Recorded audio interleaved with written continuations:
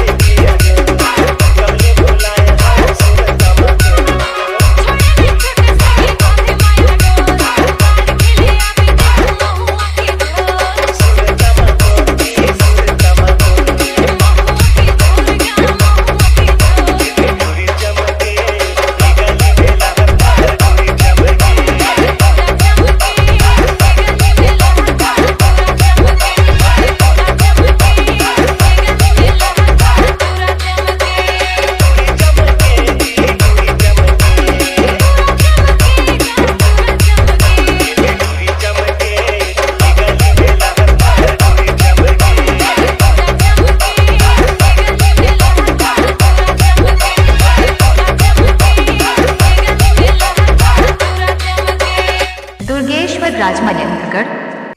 Mobile number 97 70 94 25 33।